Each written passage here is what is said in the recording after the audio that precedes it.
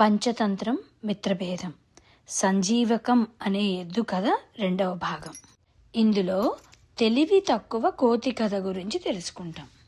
మిత్రజంట అయిన గుంటనక్కలు దమనకుడు కరటకుడు నెమ్మదిగా సింహరాజు దగ్గర నుంచి బయటికి వచ్చేసి అడవిలోని తమ ఇంటి దగ్గరకు చేరుకున్నాయి.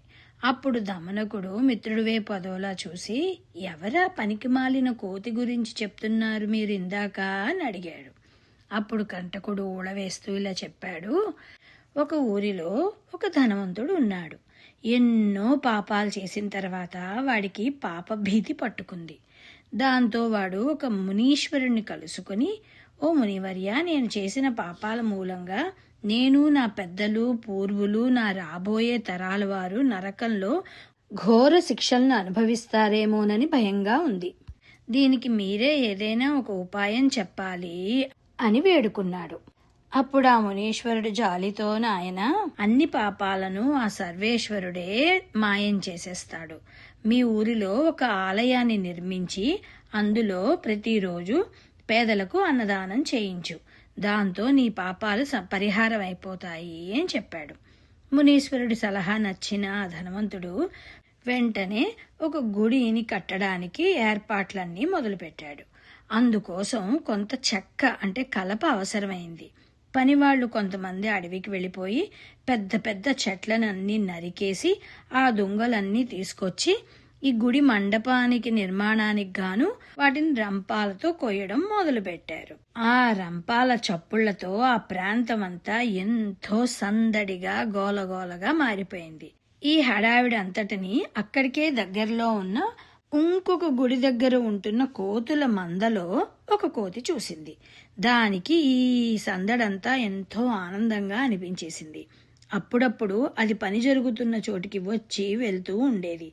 మిగిలిన కోతులేమో మనుషులతో మనకి పని ఏమిటంటూ దాన్ని హెచ్చరించాయి. అయినా అది వినలేదు.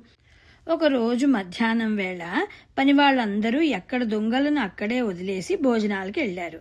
వారు లేకపోవడం చూసిన ఆ కోతి అక్కడికొచ్చింది. అక్కడ దానికి దూలాల మధ్యలో ఇనుప మేకులు కనిపించాయి. వాటిని దూలాలు సగం వరకు కోసిన తర్వాత అవి మళ్ళీ అతుక్కోకుండా ఉండడానికి గాను పెడతారు.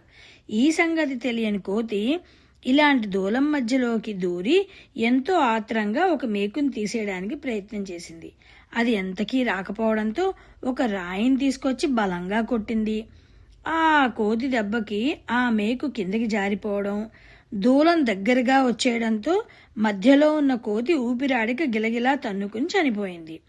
ఈ కథ చెప్పి, చూసావా, అవసరం లేకపోయినా అలాంటి పనులు చేయడం మూలాన కోతికి ఎలాంటి చావు వచ్చిందో, నీకు కూడా ఆ విధంగా రావాలనుందా ఏంటి అన్నాడు కరకటకుడు.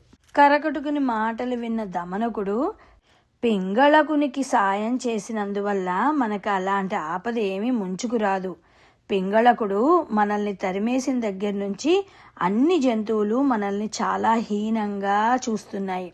ఎప్పుడెప్పుడు అవకాశం వస్తుందా మళ్ళీ ఆ పింగళకునికి వద్దకి ఎలా చేరతామా అని నేను ఆలోచిస్తుంటే నువ్వు ఈ పనికిమాలిన హితబోధలు చేస్తున్నావా? నీకు గాని మతిపోయిందా అన్నాడు కోపంగా. అయ్యో, నీకింత చెప్పినా అర్థం కాలేదా? తగని పనిని మీద వేసుకుంటే లేనిపోని ముప్పు కలుగుతుంది. ఉన్న ఆశ్రయం పోయి ప్రాణం పోవచ్చు. ఇలా చేసే ఒక గార్ధభం తన ప్రాణాల మీదకి తెచ్చుకుంది అన్నాడు కరటకుడు. ఎవరా గార్ధభం, ఏమా కథ అని అడిగాడు దమనకుడు విసుగ్గా. మరి ఆ కథ ఏమిటో వచ్చే భాగంలో తెలుసుకుందామా?